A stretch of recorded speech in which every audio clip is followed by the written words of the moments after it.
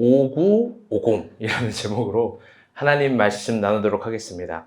이제 좀 부제가 앞으로 생깁니다. 이게 또 스테이에 나눌 주제가 될 텐데요. 한번 현미가 한번 읽어볼까요? 선수의 기적은 과연 나의 삶에 일어날 수 있는가? 를 고민하면서 우리 한번 보도록 합시다. 우리 옆 사람과 함께 인사합시다. 그 정도는 괜찮습니다. 그 정도는 괜찮습니다. 건조한 땅에 봄을 채워가시는 하나님의 섭리가 우리의 젊음에도 함께 하시길 안녕으로 인사합니다. 한 주 동안 매우 추웠습니다. 날카로운 바람이 모든 날들을 점령했습니다. 3일 연속 눈이 왔죠. 다시 겨울을 생각나게 합니다. 정리해두었던 겨울옷을 다시 꺼내 입게 되고 보일러도 따뜻하게 틀곤 합니다. 그리고 이럴 때 우린 자연스럽게 한 가지 생각에 사로잡히게 되죠. 그건 지금 봄 아닌가라는 토악질입니다. 날씨와 계절의 불일치는 언제나 우리를 당혹스럽게 합니다. 그런데 한번 깊게 생각해 봅시다. 여러분, 매월, 매년 2월은 이러합니다. 제가 살아보니 저의 39살 동안 2월은 이랬습니다. 그리고 그게 아주 거대한 봄이 도래하는 정확한 속도감이자 소리라는 것입니다. 신앙이 있는 우리의 삶도 이와 같습니다. 계절과 온도가 불일치할 때가 참 많이 있습니다. 하나님 뜻대로 살고 있는데 나의 삶을 채우는 건 나의 고난과 결핍일 때가 있습니다. 하나님께 은혜를 구하는데 나에게 주어진 건 외로움과 괴로움의 공간과 시간입니다. 그분의 섭리를 구하지만 결국 나에게 주어진 건 원치 않는 시간과 사람들만 주어지죠. 그런데 그럴 때마다 우리 2월을 생각하는 지혜를 가집시다. 그것이 거대한 봄이 도래하는 아주 정확한 소리이고 속도입니다. 과정을 주시는 하나님, 실수하는 하나님이 아닙니다. 아멘. 사순절 2주 차입니다. 세상 돌아가는 소식은 생략합니다. 그런데 오늘부터 사순절 달력이 배포가 됩니다. 좀 이따 설교 후에 광고 시간 때 구체적인 내용들에 대해서 설명해 드리겠습니다. 이번 사순절 달력은 탄소 금식 40가지를 참고하여 실천 사항들을 만들었습니다. 그것이 우리의 40일 순례길이 되었으면 좋겠습니다. 우리 모두 다 하나님이 주신 자연을 사랑했으면 좋겠습니다. 아멘. 이번 주 큐티도 마가복음이었습니다. 다들 어떠셨는지요? 이번 주 큐티는 예수님이 참 많은 기적을 일으켰습니다. 광풍을 잠잠케 하고, 월요일 큐티죠. 광인을 회복시켰습니다. 또 야이로의 딸을 달리다곰이라는 아람어로 일으키십니다. 예수님의 옷을 댄 여인을 고치시고 혈루증 앓는 여인도 혈루증이 멈추게 하십니다. 기적의 향연입니다. 그런데 오늘 본문은 그 기적의 정점에 있는 오병이어입니다. 언젠가도 여러분에게 한번 이 본문으로 설교를 해주고 싶었는데 참 잘 됐습니다. 너무 좋습니다. 그러니 오늘은 보다 더 기대감을 가지고 설교를 듣고 긴장감을 가지고 하나도 놓치지 않았으면 좋겠습니다. 그래서 여러분에게 한번 처음부터 질문해 보고 싶습니다. 만약에 여러분이 실제로 오병이어라는 현장이 눈앞에 있다면 여러분의 감정은 어떨까요? 오병이어. 제 군대 동기 중에요, 마술사가 있습니다. 지금 저 잘 보이죠? 형주가 와가지고 또 이렇게 안 보여요. 네, 오케이. 마술사가 있는데요, 이등병을 이제 훈련병에서 이등병이 되면 다 자대 배치를 받습니다. 민정이 알아요? 자대 배치 이런 거? 어떻게 알아요? 아, 미안. 알겠구나. 주영이 알아요? 모르죠? 자대 배치를 딱 받으면은 먼저 자기소개를 하는 시간이 첫날 주어집니다. 그러면 딱 이렇게 돼요. 야, 임태현이 자기소개해봐. 그러면 바로 나오는 관등성명이 이겁니다. 1병 누구누구, 2병 누구누구, 이런 관등성명이 나오는데 제 동기 중에 마술사가 있는데 그 친구는 그 자대 배치 첫날 이렇게 얘기한 거예요. 마술사? 땡땡땡. 이게 웃기려고 한 건지 뭘 한 건지 모르겠는데 이 자매들은 이 심각성을 도저히 모를 거예요.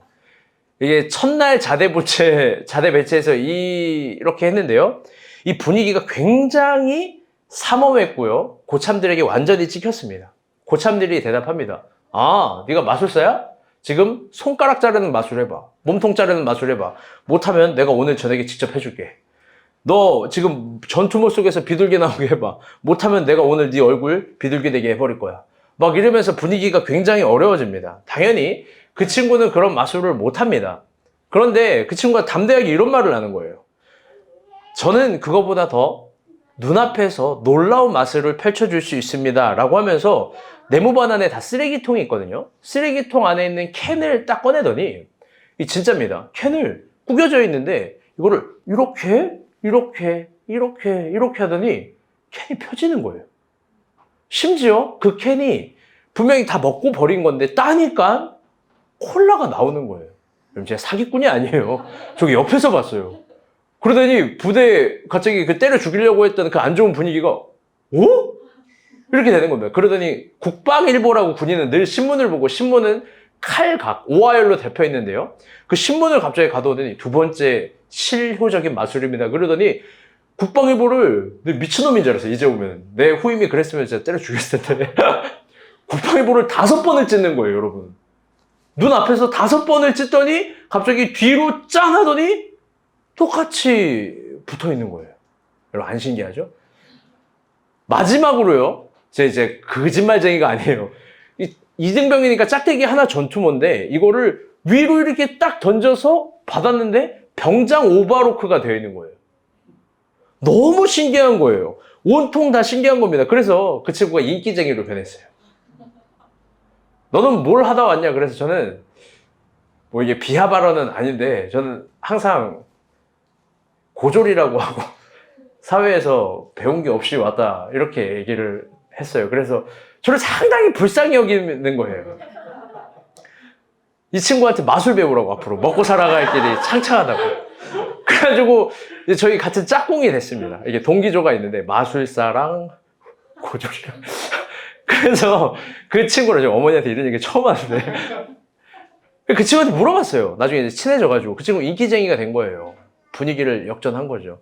그거 어떻게 하는 거냐고. 그러니까 보니까 속일 수 있는 장치가 미리 다 준비가 되어 있는 거예요. 여러분 이게 가능해요. 놀라운 건 믿을 수 없는 건 눈앞에 있는데 눈으로 보는데 눈앞에서 눈으로 속습니다. 이게 마술이에요. 속아도 신기해요. 여러분 그런데 이것과는 비교가 될 수 없는 오병이어는 어땠을까? 실제로 이걸 그 사건을 그날 우리가 눈으로 본다면 여러분 아주 특별한 감정이 탄생할 거예요. 아마 제자들도 그랬던 것 같아요. 그래서 오병이어는요. 사복음서, 이 우리가 성경에서 보는 마태, 마가, 누가, 요한복음에 공통적으로 기록되어 있어요. 우리가 섬세하게 성경을 보면 마태, 마가, 누가, 요한복음의 기사와 어떤 내러티브들이 100% 일치하지 않아요. 사실 한 20%에서 30%밖에 일치하지 않아요. 뭐 그 이유는 나중에. 근데 오병이어만큼은 다 일치한 거예요. 왜 그러냐? 아마도 오병이어가 그날 그 사건은 너무 인상적이었고 신비스러웠고 그게 대단했던 겁니다. 눈앞에서 정말로 본 사건이니까요. 그런데 너무나 재밌는 건 오병이어를 경험한 제자들과 중요해요. 오병이어를 일으킨 예수님의 입장이 서로 다릅니다. 같은 시간 같은 공간에 있는데 오병이어를 이해하는 기준과 해석과 목적이 예수님과 제자들은 확연하게 다릅니다. 그래서 오병이어 사건 이후에는 예수님이 늘 제자들을 책망합니다. 오병이어를 잘못 제자들이 이해해서. 그것도 사복음서가 동일합니다. 어떤 책망을 했는지 한번 봅시다. 8절에서 10절입니다. 시작. 주께서 아시고 이르시되 믿음이 작은 자들아 어찌 떡이 없으므로 서로 논의하느냐 너희가 아직도 깨닫지 못하느냐 떡 5개로 5,000명을 먹이고 죽은 것이 몇 마음이며 떡 7개로 4,000명을 먹이고 죽은 것이 몇 광주였는지를 기억하지 못하느냐. 아멘. 먼저 제자들 관점에서 생각해 봅시다. 이게 예수님이 책망하는 내용이에요. 여러분 제자들은 오병이어를 어떻게 이해했을까요? 제자들은. 저는 사실 오늘 좀 아쉬운 게 오늘 결석자들이 좀 많아요. 근데 오늘 설교는 꼭 다 들었으면 하는 설교인데 좀 아쉽네. 제자들이 오병이어를 아마 이 정도로 이해하지 않았겠습니까? 예수님 전능자다. 예수님 능력 있는 사람이다. 예수님은 물고기 2마리와 보리떡 5개로 모두를 먹이는 기적의 킹왕짱이다. 뭐 이 정도 이해했지 않았을까요? 사실 우리도 마찬가지입니다. 우리도 오병이어를 이 정도로 이해할 거예요. 그렇죠? 그래서 한번 질문해봐요. 이내자매. 이게 그렇게 예수님께 호되게 책망받을 일일까? 오병이어를 이렇게 이해하는 게 과연 그렇게 매몰차게 매번 혼날 만큼, 사복음서에서 혼난 내용도 다 기록될 만큼 그게 그렇게 잘못된 일일까? 아마 우리였다면 예수님께 상처받았다고 온갖 편지 다 쓰고 SNS에 글 쓰고 예수는 가짜예요 막 이랬을 거예요. 왜? 우리는 절대 못 견디잖아요. 우리를 책망하는 사람들. 항상 우리는 틀리지 않았다고, 자기도 감정이 있다고, 자기는 옳다고 항변하잖아요. 과연 그게 매번 맞는 태도인지 그런 컴플레인이 한번 생각해 봐야 돼요. 어쨌든 이번에는요, 예수님 관점에서 오병이어를 봅시다. 그것을 알기 위해서는요, 예수님 관점을 알기 위해선 예수님이 어떻게 제자들을 책망했는지를 봐야 됩니다. 무슨 내용으로. 그래야 이 기적의 진정 위대한 의미를 알 수 있습니다. 우리가 방금 읽어본 게 8절에서 10절인데요. 이번에는 8절에서 10절 또 읽고 11절까지 한번 읽어볼게요. 다 같이 8절부터 다시 읽어보겠습니다. 시작. 예수께서 하시고 이르시되 믿음이 작은 자들아 어찌 떡이 없으므로 서로 논의하느냐 너희가 아직도 깨닫지 못하느냐 떡 5개로 1,000명을 먹이고 죽은 것이 몇 바구니며 떡 7개로 4,000명을 먹이고 죽은 것이 몇 바구니였는지를 기억하지 못하느냐 어찌 내 말한 것이 떡의 권한이 아닌 줄을 깨닫지 못하느냐 오직 바리새인과 서기관들의 누룩을 주의하라 하시니. 아멘. 우리 파란색 글씨 한번 더 읽어볼까요? 오직 바리새인과 사두개인들의 누룩을 주의하라 하시니. 아멘. 예수님은 제자들에게 오직 바리새인과 새벽 이후의 누룩을 주의하사에 대해 네, 웹에 알았어요. 쉬리가 켜졌어요. 예수님은 제자들에게 이런 뭔가 잘못된 것 같습니다. 다시 시도해 주세요. 예수님은 제자들에게 바리새인과 사두개인들의 누룩을 비교하면서 오병이어를 생각해 보라는 거예요. 그리고 그들의 누룩을 반드시 주의하라고 이야기합니다. 그게 뭔지 모르겠지만 그것이 예수님께서 오병이어를 일으킨 그 기준이 되고 기적의 이유가 되기도 하는 겁니다. 감히. 바리새인과 사두개인의 누룩을 이해하기 위해서는요, 당시 이스라엘의 역사와 정치를 이해해야 합니다. 그걸 이 한 시간에 다 설명할 수 없지만 간략하게 설명하면 당시 이스라엘 정치는요, 역사와 정치는 신정 정치라는 형태였습니다. 이게 무슨 말이냐면요, 쉽게 표현하면 한 나라의 정치와 경제와 사회적 신분이 모두 종교 안에서 통합되어 있고 하나가 되어 있는 겁니다. 그런데 이스라엘은 여기서 조금 더 적극적으로 종교가 상위권에 있는 거예요. 상위 권력은 종교가 갖는 겁니다. 그렇게 그들은 토라라는 이스라엘의 법을 민법으로 만들어버린 거예요. 그런데 이스라엘의 종교 지도자들은 어떻게 하냐? 그 소중한 토라, 율법의 정신을 훼손합니다. 그 훼손은 뭐냐면 자신이 유리한 대로 토라를 해석하고 그걸 조작해서 이스라엘 백성들에게 부과하는 거예요. 그 대표적인 게 세금법이에요. 세금법. 당시 이스라엘 시민들이 내야 되는 세금의 종류는 크게 3가지 종류가 있습니다. 첫 번째는 토지세. 이게 토지가 있건 없건 토지를 누리는 사람 다 내는 거예요. 두 번째 인도세. 자기가 태어나면 다 내는 거예요. 그런데 이 토지세와 인도세는 다 로마인들에게 바치는 세금이에요. 100%는 아니고 반반. 그러면서 또 하나가 마지막에 성전세인데요. 이건 이스라엘 종교 지도자들이 다 그대로 갖고 갑니다. 여기서 재밌는 게 뭐냐면 이스라엘의 종교 지도자들은 자신의 권력과 힘을 유지하기 위해서 율법을 계속 조작합니다. 그래서 이스라엘의 부를 독과점하기 위해서 어떤 형태로든지 계속 몰아가는 거예요. 그게 뭐냐면 이스라엘의 모든 시민들이 결국 빚을 지게 하고 이스라엘과 로마의 동시 노예가 되게 하고 로마의 거대한 조공을 바치게 하면서 이스라엘에게도 계속 빚을 지게 만드는 거예요. 그리고 그것을 다시 율법이라는 이름으로 강제화합니다. 그래서 율법이 가장 무겁고 무서운 악랄한 법이 돼버리는 거예요. 그래서 예수님은 이렇게 이야기해요. 아주 담대한 말이에요. 마태복음 23장 4절입니다. 다 같이 읽어보겠습니다. 시작. 또 누구는 지을 묶어 사람의 어깨에 지우되 자기는 이것을 한 손가락으로도 움직이려 하지 아니하며. 아멘. 비판한 거예요. 그들의 정신을. 그런데 여러분, 율법의 참된 정신은 사실 이런 게 아니에요. 오히려 율법은 부의 나눔과 토지의 공유를 이야기합니다. 심지어 이스라엘의 율법에는요, 영원한 노예가 없어요. 그들은 희년을 제대로 가지고 있어요. 희년 여러분이 다 알고 있어요. 고대 근동에도 이런 아름다운 하부법은 없어요. 이스라엘밖에 없어요. 그게 뭐예요? 희년은 노예들을 해방시키는 거죠. 그리고 그에게 다시 어떻게 살지 기회를 주는 거예요. 영원한 노예 제도가 없어요. 그런데 바리새인은 그 율법을 훼손시킵니다. 영원한 노예로 무조건 만들려고 하는 거예요. 그래서 예수님은 바리새인의 누룩을 조심하라고 이야기하는 거예요. 그게 무슨 말이냐? 정리해서 말하면 그 누룩은 마음대로 멋대로 율법을 훼손하려고 하는 조작된 교훈이에요. 마음대로 멋대로 율법을 훼손하려고 하는 어떤 조작들, 교훈들, 그거 조심하라고 하는 거예요. 그렇다면 예수님이 이해한 오병이어는 단순히 물고기와 떡이 마술처럼 늘어나는 데만 목적이 있는 게 아닙니다. 그건 바리새인들이 율법을 훼손했던 정신과 반대되는 거예요. 즉, 오병이어는 율법이 추구하는 아름다운 정신을 복원하는 기적이에요. 다시 한번. 오병이어는 마법처럼 먹을 것이 많아지는 것이 아니라 율법의 아름다운 정신을 복원하는 기적이에요. 그게 들판에 있는 이스라엘을 먹이는 행위에 있는 겁니다. 그래서 유대인들은 이 본문을 우리는 오병이어, 이것도 한자잖아요.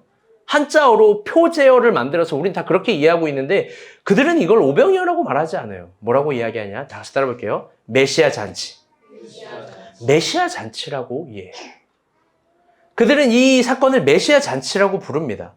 더 나아가 오병이어를 일으킨 예수님의 의도를 더 선명하게 볼 수 있는 프리즘이 있는데요. 그건 오병이어를 일으킨 본문 앞에 기록된 어떤 하나의 내용이에요. 이것도 사복음서에 오병이어라는 거 기록 앞에 항상 있는 본문이에요. 선생님, 왜 오병이어를 설명 안 하고 계속 오병이어 배경을 설명하냐 이런 표정 같은데 들어봐요. 이게 오병이어를 이해하는 길이니까요. 어떤 내용인지 봅시다. 21절에서 24절입니다. 시작. 마침 기회가 좋은 날이 왔으니 곧 헤롯이 자기 생일에 대신들과 성부장들과 갈릴리의 귀인들로 더러 잔치할세. 헤로디아의 딸이 친히 들어가 춤을 추어 헤롯과 그와 함께 앉은 자들을 기쁘게 한지라. 왕이 그 소녀에게 이르되 무엇이든지 내가 원하는 것을 내게 구하라. 내가 주리라 하고 그가 나가서 그 어머니에게 말하되 내가 무엇을 구하리이까. 그 어머니가 이르되 세례 요한의 머리를 구하라 하니. 아멘. 이 본문은 뭐냐면요. 헤롯 잔치예요. 헤롯 잔치. 헤롯이 자신의 생일에 이스라엘의 모든 귀족과 군인과 정치인을 모으고 아주 호화로운 잔치를 합니다. 그들은 이스라엘의 초주류예요. 그들은 이스라엘을 움직일 수 있는 힘과 재력과 정치력이 있는 사람들이에요. 그런데 그들이 다 모아놓고 했었던 행위는 뭐냐? 한 가지예요. 자신의 대적자를 죽이는 거예요. 그 힘으로, 그 돈으로, 그 에너지로, 그 행정력으로 자기 자신을 대적하는 사람을 죽이는 데에만 쓰는 겁니다. 그게 누구냐? 본문으로 따지면 세례 요한이에요. 세례 요한이 뭘 비판했냐? 본문 길어질까 봐 안 넣었는데 이거예요. 헤롯의 동생인 빌립의 아내와 결혼을 했어요. 그 결혼은 옳지 않습니다. 당신의 그 결혼은 부도덕한 거고 나쁜 겁니다를 비판했다고 죽이려고 하는 거예요. 여러분, 그게 헤롯 잔치의 레토릭이에요. 아니, 이 세상 권력자들의 레토릭이에요. 한 나라를 움직일 수 있는 힘으로 대적자를 숙청하는 거예요. 오늘날도 마찬가지예요. 그런데 참 재미있게도 그 헤롯 잔치와 반대되는 사건으로 다음 사건이 나오는 게 뭐냐? 메시아 잔치. 우리나라 버전으로 오병이어입니다. 그렇다면 오병이어의 참된 방향과 목적이 나옵니다. 그건 단순히 배가 부르는 기적이 아니라, 잘 따라해봐요. 이거 중요한 말이에요. 그리스도인이 추구해야 될 힘. 아멘. 우리 그리스도인이 진정 추구하고 하늘을 위해서 구하고 받아야 될 능력이 있다면 그 근거가 되는 어떤 힘의 방향인 거예요. 그리스도인이 추구해야 될 힘, 키워야 될 힘, 비전은 여러분 헤롯 잔치는 아니라는 거예요. 나만의 영광과 배부름이 아니라는 거예요. 딱 그 정도 수준으로 오병이어를 이해한 게 제자들의 이해 수준이에요. 어떤 미사여구를 갖다 붙여도 하늘의 기적으로 결국 내 배만 부르는 현상과 내 배만 부르는 기적을 추구한 겁니다. 그런데 예수님은 그런 목적으로 오병이어를 일으킨 게 아니라는 거예요. 그건 어떤 형태가 되든 결국 헤롯 잔치를 닮아 있으니까. 예수님은요, 참된 율법의 정신인 나눔, 공유, 함께함, 연대. 그런데 잘 봐요. 이것을 통한 기적의 초대를 해보고 싶었던 거예요. 고작 그 마르고 건조한 물고기 2마리와 보리떡 5개를 통해서요. 내 배가 아니라 너의 배를 본 겁니다. 그걸 보면서 일으켜 본 거예요. 사실 우리는 이런 설교를 부담스러워합니다. 그 이유는 나의 것을 나눔, 공유, 함께함, 연대 이런 것들을 통해서 과연 기적이 일어날까? 절대 믿지 않기 때문입니다. 불가능하다라고 생각해요. 무엇보다 오해를 합니다. 그건 부자들이 할 수 있는 어떤 특별한 행동 아닌가? 무엇보다 의심을 합니다. 평범한 내가 이런 것들을 행할 수 있을까? 평범한 내가 그런 넉넉함을 소유할 수 있을까? 내가 과연 성장하고 발달할 수 있을까? 우리는 의심합니다. 그래서 결국 우리가 하는 액션은 이거예요. 다 같이 따라볼게요. 나중에 내가 부자 되면, 나중에 내가 여유로워지면, 나중에 내가 힘이 생기면. 그런데 오병이어는 그 메시아 잔치는 인간을 초대하는데, 인간에게 요구하는데 나중이 아니라 지금을 요구하는 거예요. 지금 너가 가진 게 뭐가 있는지를 보라고 하는 거예요. 제자들에게 먼저 물어봐요. 야, 이 사람들 굶었어. 이 사람들 저기 들판에 앉아 있어. 어떻게 먹일 수 있을까? 지금 물어본 거예요. 지금. 앞으로가 아니라 지금. 근데 그걸 꺼내보니까 물고기 2마리와 보리떡 5개입니다. 그런데 이게 참 재미있는 해프닝이에요. 왜 그러냐? 여러분, 이 물고기 2마리와 보리떡 5개의 식사량이 어느 정도냐면 이게요, 방어 15kg짜리 2마리랑 이 떡 막 30인 막 이 시루떡 같은 그런 게 아니에요. 당시 1세기 유대의 기록을 보면 물고기 2마리와 보리떡 5개는 그냥 청소년 정도가 한 끼 먹을 수 있는 식사량이에요. 성인의 량이 아닙니다. 그리고 충격적인 건 유대인들의 관습 문화는 이 점심을 먹을 식당이 있을까요, 없을까요? 저 정도 식사량은요, 성인들도 늘 주머니나 가방에 갖고 있어요. 여러분, 필리핀 가보신 친구도 있고 안 가보신 친구도 있지만 관광지 말고 지금도 우리가 가는 어떤 그런 지역, 진짜 이게 한국인 없어요. 아예 없어요, 우리밖에. 그 지역 가게 되면 거기 사람들도 밥을 어떻게 먹냐면 이 밥 비닐 봉지 같은 거 하나랑 물고기나 작은 뭐 반찬 이거 경찰도 그렇게 먹어요. 근데 저 봉지 3개 갖고 가지고 뭘 먹냐는데 그냥 그렇게 해서 먹는 거예요. 몇십 페소 주고. 가기 싫죠. 그래요. 제가 한번 고민해봤어요. 이걸 지금 우리나라 정도 청소년들이 한 끼 먹을 수 있을 정도의 양, 식사의 구성, 식품의 구성, 이거 어느 정도로 비유하면 좋을까? 제가 딱 이번 주 타임스퀘어를 가서 알았어요. 이걸로 비유하면 딱 좋겠다. 이게 뭘로 해도 안 되는 거예요. 롯데리아를 지나가다 알았어. 왜? 롯데리아에 청소년들이 그렇게 많더라고요. 롯데리아에는. 보니까 딱 불고기 버거 세트 정도일 것 같아요. 버거, 감튀, 콜라. 오늘날로 치환하면. 그래서 제가 각 6개의 메이커 회사의 불고기 버거 세트의 단가를 조사했어요. 퀴즈, 장학 퀴즈입니다. 장학 퀴즈는 아니지만, 장학 금주는. 맥도날드 불고기 버거 세트 가격이 얼마일까요? 세트. 단품 아니고. 충환이 얼마일 것 같아요? 5,600원? 아니에요. 4,900원이에요. 버거킹 얼마일까? 5,500원? 버거킹 많이 먹는다고 버거킹 6,500원이에요. 맘스터치 얼마일까? 맘스터치도 불고기 버거 팔아요. 지원간사, 맘스터치 얼마일까? 5,800원이에요. 현미, KFC 얼마일까? 불고기 버거 세트. 비슷해서 6,600원. 여러분, 그리고 대망의 롯데리아. 이 중고등학생이 진짜 많더라고요. 롯데리아의 불고기 버거 세트는 얼마일까, 민정아? 아니야. 놀랍게도 제가 이거 인터넷 보면서 제 눈을 의심했는데 6,900원. 롯데리아가 제일 비싸요, 불고기 버거 세트가. 그러니까 중고등학생들이 돈이 없는 게 아니다.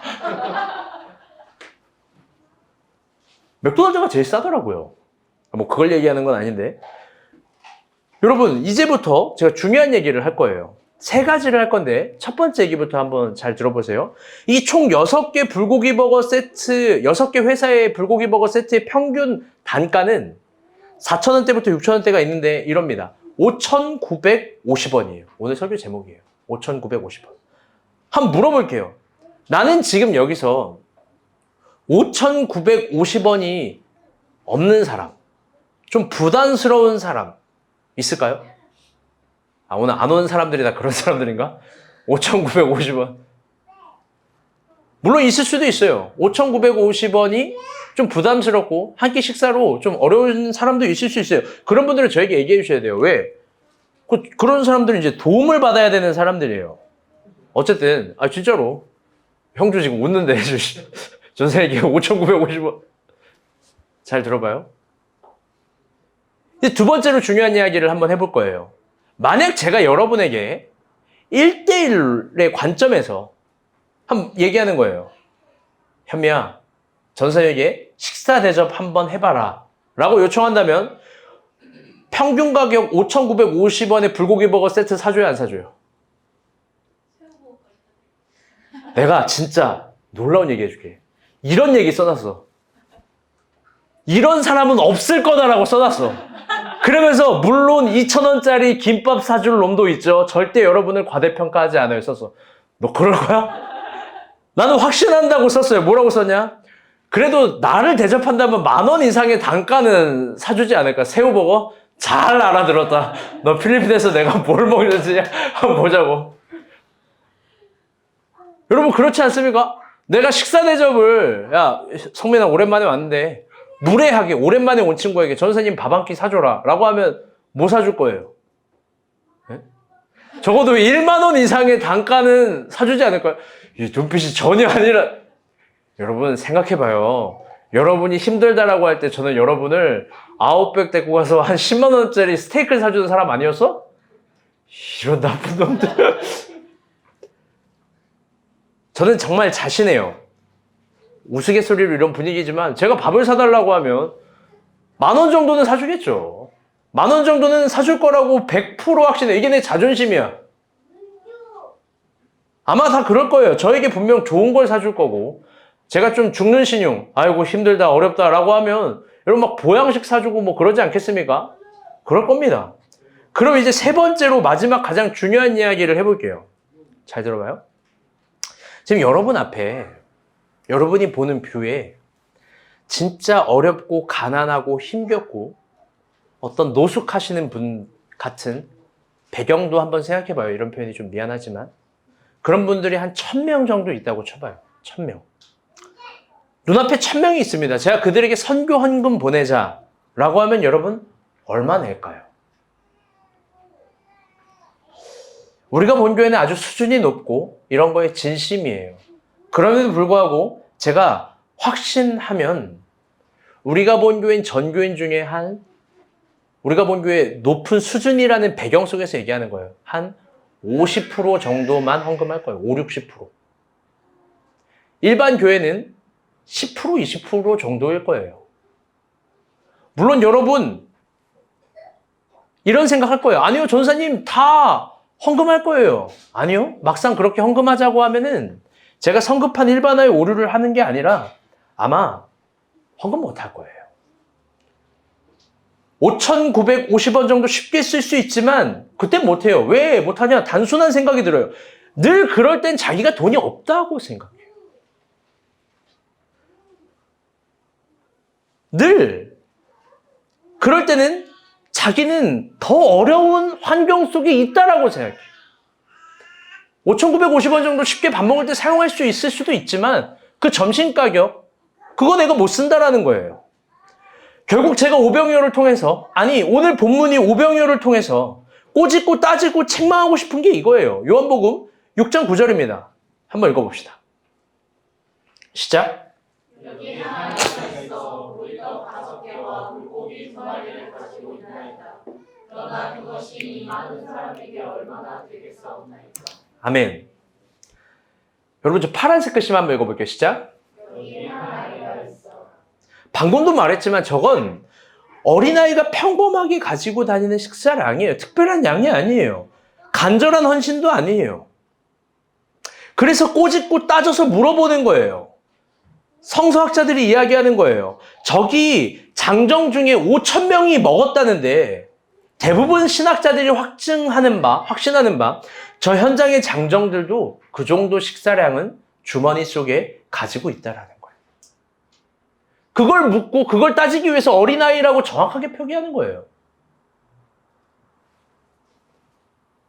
그런데 그들은 주님을 위해서 드리지도 못하고 타인을 위해서도 나누지 못합니다. 아까 말한 것과 동일해요. 평범한 나는 부자가 될 수 없다라고 생각하고 능력이 없는 나는 성장할 수 없다라고 생각하고 내가 어떤 특별한 힘을 가질 수 없다라고 생각해요. 내가? 그래서 늘 하는 다짐 마지막엔 이거예요. 나중에. 그런데 주님은 다르게 말한다는 겁니다. 지금 너가 점심 먹을 수 있을 정도로부터. 지금 그 정도로부터. 그게 성서가 우리에게 요구하는 거예요. 나의 그 정도의 나눔, 공유, 함께한 연대. 근데 거기로부터 기적의 초대가 가능하다는 거예요. 저는 오늘 설교를 통해 여러분에게 진지하게 물어보고 싶어요. 제 설교의 부제예요. 여러분은 성서의 기적이 나의 삶에도 진정 이루어진다라고 믿습니까? 그 기적이 죽어버린 화석이 아니라 여전히 유효한 실화가 될 수 있다라고 믿나요? 나는 믿어요. 저는 정말로 믿어요. 기적이 있다고 믿는다고. 어느 순간부터 나는 이성을 넘어 초이성을 믿어. 진짜 진실하게 믿어요. 원리를 공식화할 수 없지만 여러분 그 기적은 어떻게 이루어지는 거예요? 원리를 확정할 수 없지만 아마 한 가지는 확실해요. 그건 뭐냐? 지금 주님이 원하는 걸 주님께 지금 드릴 때 이루어지는 거예요. 다시 한번.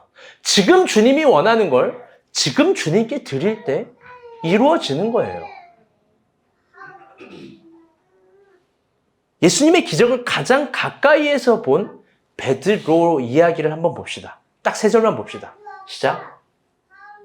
오라 하시니 베드로가 배에서 내려 물 위로 걸어서 예수께로 가되 말씀을 마치시고 시몬에게 이르시되 기름을 내어와서 그물을 내려 고기를 잡으라.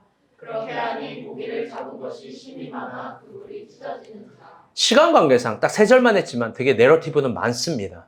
베드로가 기적을 경험한 이야기의 내러티브는 많아요. 그런데 예수님은 베드로에게 기적을 일으킬 때 항상 단순하게 이야기해요. 오라, 파란색 글씨, 가라, 그물을 내려라. 어떤 친절한 과정을 설명해 주지 않습니다. 왜 그럴까요?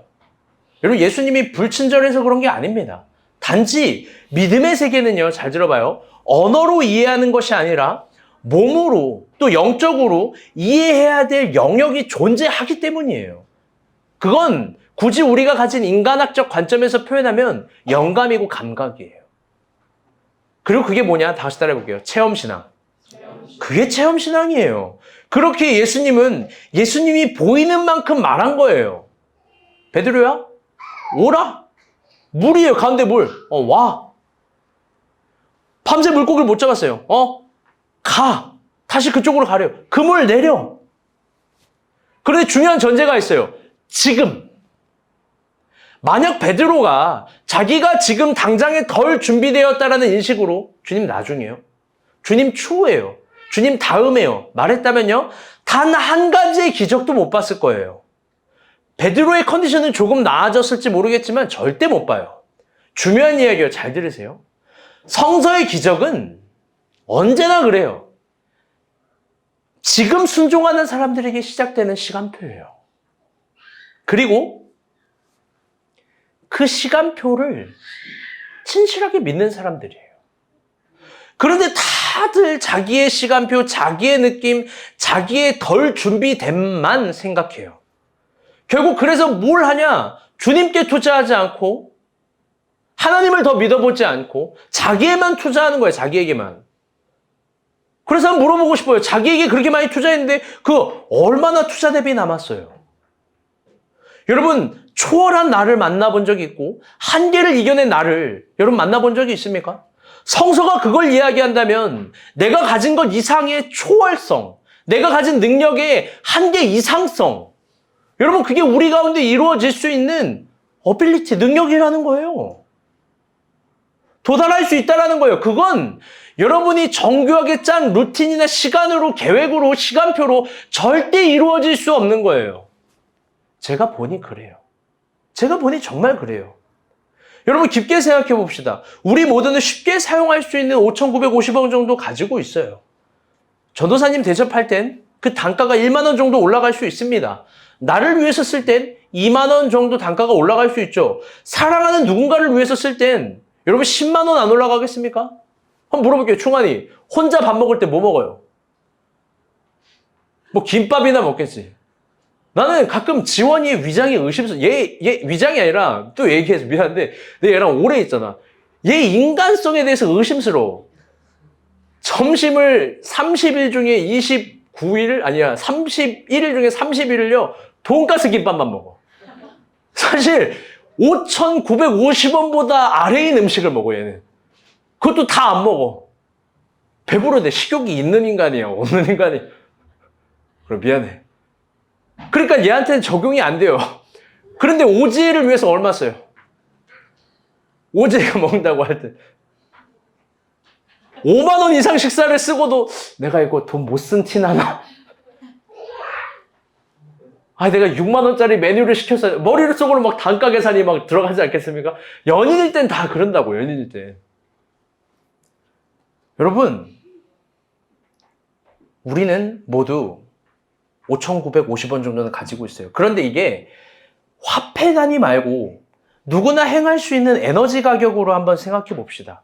우리는 우리가 쉽게 사용할 수 있는 5,950원 정도의 에너지는 가지고 있어요. 여기서 단순한 성서 요구는 이거예요. 지금 너가 쉽게 사용할 수 있는 5,950원 정도의 에너지를, 그 정도 에너지를 주님을 위해서 써보라는 거예요. 하나님이 원하는 지점에 써보라는 거예요. 하나님이 뭘 나한테 요구하는지 그 지점에 한번 써보라는 거예요. 그게 큐티일 수 있고 저녁 10시 몰기도일 수 있어요. 여러분 몰기도에 능력 있어요. 믿는 사람은 그 에너지를 쓰는 거예요. 그게 베드로에겐 뭐였냐? 오는 거 가는 거 금을 내리는 거예요. 저는 진짜 한번 생각해봐요. 여기에 어마어마한 믿음이 필요했을까? 여기에 엄청난 존재를 걸었던 믿음이 과연 필요했을까? 베드로에게. 나 아니라고 생각해요. 그건 나중에 요한복음 21장 때 예수님이 우리 결별이야. 너 네 십자가 져야 돼. 그때 믿음이 필요했을 거야. 십자가를 질 때 믿음이 필요한 거예요. 냉정하게 얘기하면. 기적의 현상에서는 특별한 에너지가 아니라 지금 순종하는 에너지. 베드로에겐 5,950원짜리 에너지가 그거였어요. 가라. 멈춰라. 그물을 내려라. 오라. 물론 누군가에겐 어려운 고난의 문제가 있고 복잡한 인간관계의 문제가 있을 수 있어요. 무엇보다 불확실한 미래의 문제로 스트레스 받을 수 있죠. 그런데 성서는 이야기하는 거예요. 주님은 이야기하는 거예요. 그 모든 언덕에서 우리가 사용할 수 있는 5,950원 정도의 에너지는 있다는 겁니다. 제발 제 앞에서 나 인간의 인생을 깊게 사랑하고 이해하는 거예요. 제발 제 앞에서 스스로 여러분에게 없다라고 말하지 마요. 난 그 정도 에너지가 없습니다라고 말하지 마요. 죄송해요. 그렇게 거지를 스스로 거지 같은 신앙인으로 만들지 마요. 있어요. 여러분 그 정도 에너지, 쓸 에너지가 반드시 있다라고 성서가 이야기한다고요. 그러면 그 에너지부터 그 지점에서 순종하는 거예요. 나중이 아니라 지금. 다음이 아니라 당장. 안 될 것 같습니까? 여러분 혹 그런 5,950원짜리 에너지도 아깝나요? 여러분 그러면 그것도 못하면 여러분 기적은 어떻게 믿어요? 기적은 어떻게 바래요? 그것만큼 사기꾼 같은 신보가 어디 있어요? 형주가 무언가를 흥분해서 이야기할 때 저한테 하는 얘기가 있어요. 전도사님 주일 성소가 기본입니다 이래요. 그럼 뭐예요? 주일 성소 못하면 기본도 안 된 거예요. 그런데 여기에 더 깊은 의미를 담아서 한번 얘기를 해봐요. 맞는 말이 틀린 말 아니에요. 주일 성수도 못 지키면서 이 성민이 얘기하는 거 아니야? 채아 얘기하는 거 아니야? 잘 들어. 여러분 주일 성수의 에너지가 들죠. 5,950원보다 더 들지 한 1만 원의 에너지 들지 않겠습니까? 여러분 근데 그 에너지도 내가 못 내고 못 지키면서 하나님의 축복과 기적은 왜 바래요? 여러분 그게 영적인 도둑놈 심보 아닙니까? 나는 가만히 있고 나는 바쁘고 나는 피곤한데 주님만 기적을 베푸세요. 그게 무슨 믿음이에요? 한 번도 하나님 앞에 진실돼 본 적이 없으면서 한 번도 하나님께 하나님 걸 드려본 적 없으면서 여러분 아니에요. 절대 아니에요. 그런 의미에서 신앙인이 정말 버려야 될 자세는 뭐냐면 다 같이 해볼게요. 완벽주의. 완벽주의예요.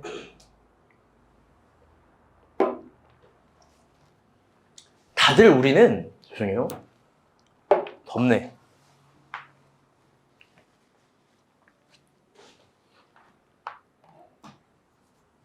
다들 우리는 자신이 완벽하게 준비되어야 무언가를 할 수 있다라고 생각합니다. 완벽하게 준비되어야 무언가를 이룰 수 있다라고 생각합니다. 그런데 여러분 그게 착각이에요. 그냥 지금 다 같이 해볼게요. Just do it. 그냥 하는 거예요. 나이키가 완벽한 신앙의 믿음의 언어를 표제어로 만들어냈어요. 근데 그거 이상 믿음을 설명해낼 수가 없겠어. Just do it. 늘 나중을 말하는 사람들이 있어요. 늘 다음을 말하는 사람들이 있다고요. 아프게 말해서 미안해요. 내일과 남과 다중에 주님은 없어요. 제가 영업 비밀 알려드릴게요. 진짜 영업 비밀이에요. 이게 10억짜리 같은 영업 비밀이에요. 사기꾼 같지만 진짜예요. 주님이 말한 자리에만 있어요. 내가 성서를 보니까 그래. 아무리 불러도 하나님 안 올 때가 있어요. 아무리 요청해도 하나님이 응답 안 하실 때가 있어요. 주님이 말한 자리에 있어요. 그러면 그게 지금이에요. 그게 우리의 준비가 된 게 중요한 게 아니란 소리예요. 사실 이 세상에서 가장 반보 같은 논리가 완벽을 추구하는 습관들입니다. 여러분 도대체 언제 완벽해질 수 있는 거예요? 여러분 도대체 우리는 언제 언제 완벽해질 수 있는 존재가 되는 거예요? 제가 교회 개척을 생각해 봤습니다.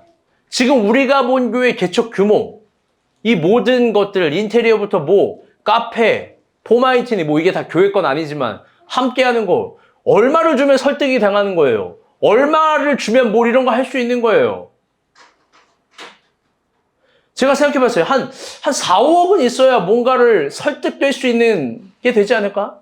여러분, 4, 5억이 기준이라면 저는 못해요. 저는 교회 개척 지금도 못해요. 우리가 본 교회 담임 교육자지만 그게 완벽한 준비라면 못한다고요. 여러분, 설교와 책을 쓰려면 맞춤법을 잘해야 할까요? 그게 기준이라면 난 아직도 못해요. 이번 주도 단톡방에 글을 썼잖아요. 무난하게 성경 공부는 이런 거라고. 우리가 헤라 사모가 바로 연락해요. 여보, 무난하게는 사람을 무난하는 거야. 무난이에요. 아, 그래? 아니야. 그래서 보세요. 제발 막 이러면서 몇 분이 지나서 삭제를 할 수도 없어. 사실 여러분 오타라고 생각하는데 나 그거 아니야. 미안해. 그게 기준이라면 내가 책을 어떻게 쓰고 설교를 어떻게 써요? 여러분 결혼은 얼만큼 준비되어야 할 수 있는 거예요? 좋은 직업? 집? 직장? 그게 기준이라면 아직도 못해요. 여러분 이번 주 용식 형제가 결혼기념일이었어요. 근데 잊지 못하는 간증이 있어. 지원 간사를 처음 독서실에서 만난다, 서점에서 만난다, 도서관에서 만난다, 아무튼 어디서 만났대. 여러분 처음 만날 때 남자 여자는 꾸미지 않습니까? 그런데 뭘 하고 왔냐? 내가 기억한 게 맞는지 모르겠지만 백수였고 건빵 바지에 슬리퍼 신고 나왔대. 이 여자가 대단한 거 아니에요? 부모님을 만나서 결혼하는데 자기 직업이 없다고 얘기했대. 잘하셨어요. 잘 봐요. 용식 형제는 얼마가 준비되면 결혼을 할 수 있는 거예요. 아주 미친 거죠. 결혼이란 게 여러분 다 그런 거예요. 여러분 속지 마요. 다 준비된 결혼은 없어요. 그런 거 없어요. 여러분 나중을 기준으로 완벽하게 준비돼서 할 수 있는 게 어디 있어요? 제발 그런 세상 논리에 속지 마세요. 세상은 늘 이렇게 얘기해요. 너 준비 안 됐어. 너 준비 안 됐어. 너 준비 안 된 거야. 더 준비해야 돼. 주님은 그게 아니에요. 지금 따라오면 준비돼. 나도 함께 있을 거야. 내가 능력 줄 거야. 지금 가보자. 누가복음 9장 62절 봅시다. 참 좋아하는 말씀이에요. 필요한 말씀이에요. 다 같이 읽어볼게요. 시작.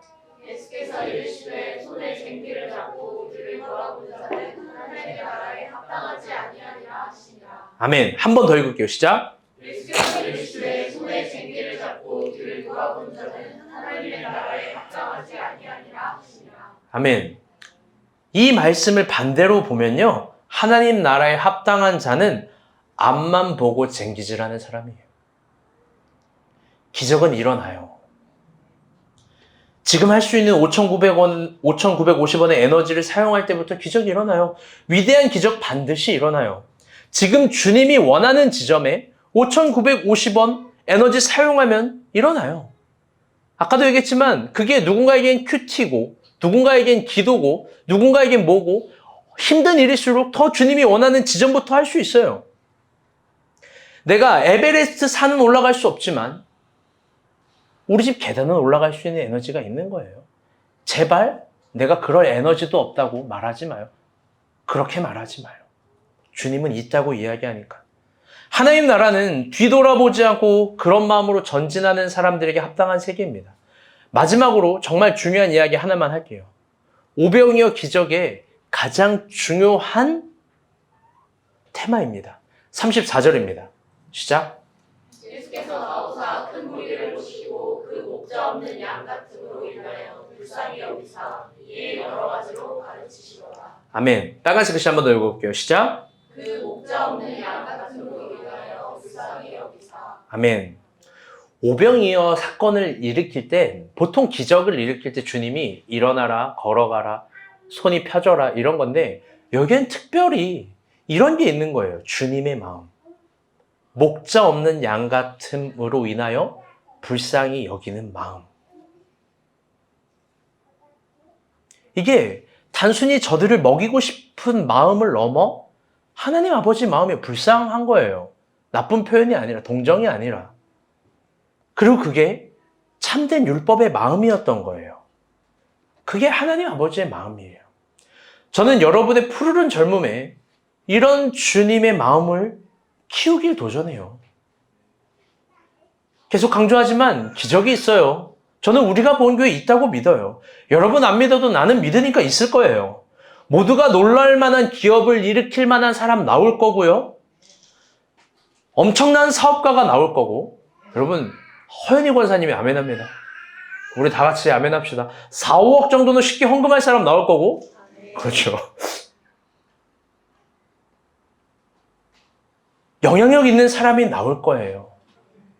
힘 있는 사람이 나올 거예요. 그게 여러분 나쁜 게 아니에요. 우리가 골리앗, 다윗 성경 공부할 때 얘기했지만 골리앗은 신분의 상승을 원했다고. 그런 마음으로 돌을 던지는 게 나쁜 게 아니에요. 주님은 주님의 방법대로 준비시키는 게 있는 거예요. 분명히 우리 가운데 그런 기업가, 사업가가 나올 거예요. 그래서 여러분이 진정 부자가 되어야 된다면 기복식 설교 같지만 어쩔 수 없어요. 이게 내가 설교할 때 받은 주님의 마음 같은데 어떻게. 부자가 되길 원한다면 여러분 누군가를 불쌍히 여기는 마음을 위해서 부자가 되세요. 거만하게 과시하고 누굴 누르려는 마음이 아니라 누군가를 살리고 싶은 실력을 키우기 위해서 부자가 되세요. 무엇보다 내가 부자가 돼야 된다면 교회 사역과 선교를 꿈꾸면서 부자가 되기를 희망하세요.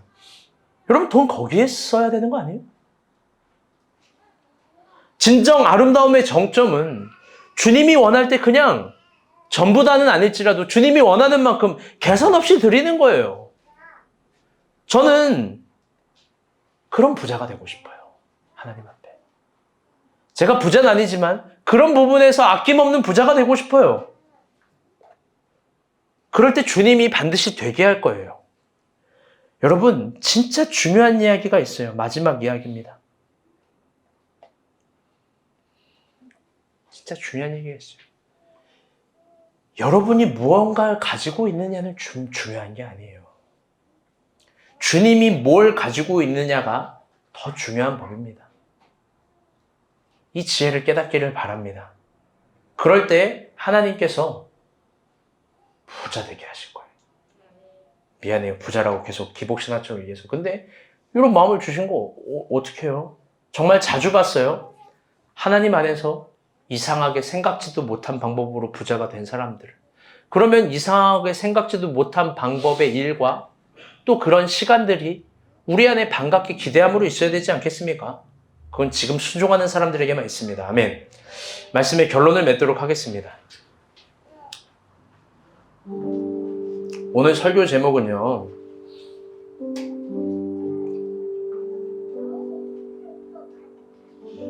오늘 설교 제목은 5,950원입니다. 그래서 여러분 예배 후에 불고기 버거 세트를 준비를 했어요. 근데 30개를 준비했는데 애들이 오늘 많이 안 와가지고 이렇게 두당 2명씩 먹을 수 있나 모르겠네. 감튀를 근데 설명할 게 있어요. 은비 간사한테 미션을 줬는데요. 은비가 없네. 신길동 전화를 다 했는데요. 오늘은 희한하게 맥도날드, 버거킹, KFC, 영등포구까지 이렇게 넓혔는데도 배달이 다 안 된대요. 단체 주문도 있고 뭐도 있고. 그래가지고 싸이버거로 했습니다. 그래서 그 단가가 좀 많이 비싸. 왜냐면 난 5,950원에 맞추고 싶었거든. 1인당. 그래서 여러분 그 감자튀김은 5개밖에 못 시켰어. 어린애들 거예요. 이거 막 뺏어 먹으면 안 돼. 인간사이 안 돼? 하은이한테 하나만 줘. 삼촌 이거 안 돼. 우리 먹으면서 그리고 또 콜라 있으니까 오병이어를 생각해 봅시다. 마지막으로 이런 도전 한번 해봐요. 지금 3월에 선교를 한 번 더 뽑을 건데 뭔가 내가 선교를 가야 될 것 같아요. 뭐 고민할 게 뭐가 있어요? 고민할 거 없어요.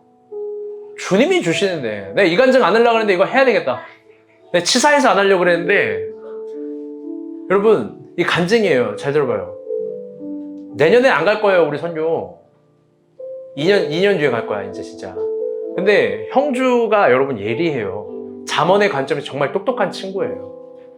지혜가 있어요. 그 친구가 뭐라 그러냐면 새벽에 전화 왔는데 전사님 제가 하나 특별한 걸 깨달은 게 있습니다.